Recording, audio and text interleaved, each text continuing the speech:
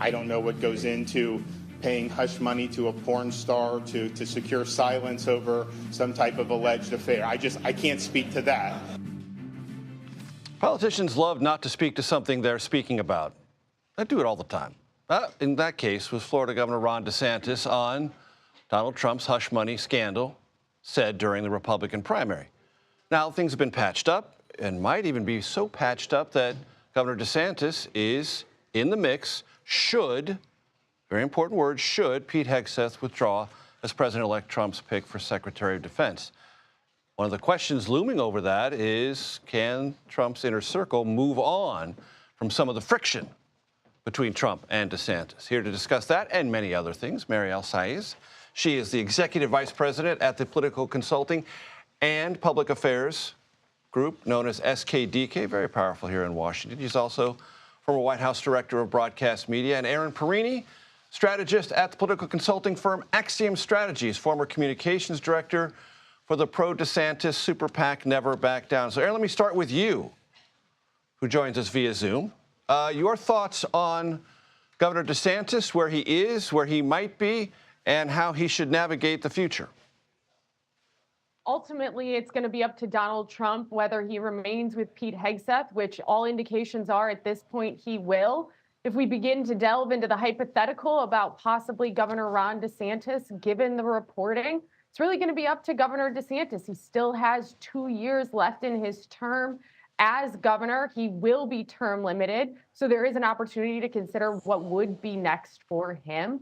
He does have a military background. After 9/11, he enlisted and he served. He served as a JAG attorney and deployed to Iraq in 2006 with SEAL Team 1. He understands what active military engagement looks like, and he's been serving his country since. He's been the executive leader of the state of Florida. He's got an incredible resume, really, when it comes to possibly even being considered for the Secretary of Defense position.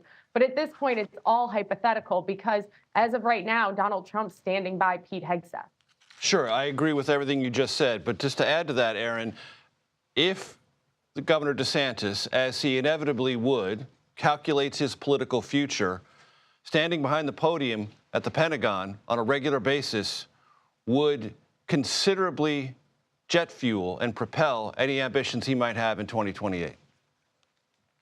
I don't think that Ron DeSantis would consider the first notion of becoming the Secretary at the Department of Defense to be about his political future and using that podium to get there. First and foremost, I do have to say that man would be considering serving the president and serving at the Department of Defense.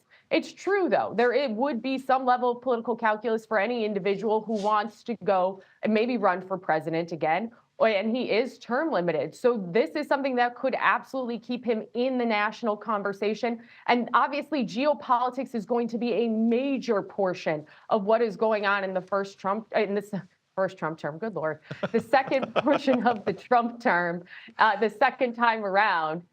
So this would be a very big opportunity to stay incredibly relevant nationally. Mariel, how do you assess not only Hegseth's path, but those who have been mentioned as possible successors should that path go off the rails? Well, Major, the first thing that comes to mind is just the chaos that we're seeing with this entire process, which is consistent with what we saw in the first Trump administration. And, speaks to a lot of the issues we've seen with this transition, including not properly vetting or vetting at all some of these nominees before they're announced. And when you think about the Department of Defense, we're talking about the largest federal government agency, right, that is charged with the serious work of securing America and our military readiness. And I think a lot of Americans are looking at this drama and thinking, is this really the best that we can do for the men and women in the armed services and for the civilians that support them? And so I think what Senate Republicans are really grappling with right now is that question. And so, we've seen Joni Ernst and others have serious concerns. I think the path here is very, very difficult for Hegseth. And the longer this goes on, right? We still have a month until inauguration. Right. The longer this goes on, the more political capital they have to expend, the harder it's going to be. And it's also a management question, and I don't think even Hegseth has gotten to that layer of questioning. It's the largest bureaucracy in the federal government. It has many different interlocking and sometimes competing factions within it. It's hard to get a feel for the building. It's hard to get a feel for the global scope of the U.S. military. That's a management question. He's dealing with accusations about his personal conduct. We're going to get to a management conversation eventually, maybe. And I've got to think that Senate Republicans are really unhappy to have these conversations about such serious allegations, such deep flaws on day one, when we haven't even gotten to those questions. Erin, where do you come down on this management question? Because that is something that every defense secretary designee has to put his arms around. We don't have a her question there yet. Because Joni Ernst, we might, his or her arms around, but still, the management question is not a sidecar issue. That's right. And Pete Hegseth has been leaning in aggressively toward the media. And this was kind of part of Donald Trump's calculus from what we can see when it came to selecting potential cabinet nominees. It meant that they were strong advocates in the media, not only for him, but for the message. And we've seen Pete be talking about, he just did a long interview with Megyn Kelly about what his leadership goals would be, that it's about readiness and that it's about returning to standards. He actually said he doesn't care about the gender of an individual in a role. It's about being able to meet the specific physical and whatever the standard is to be able to do that job within the military. We're starting to get those answers to those questions.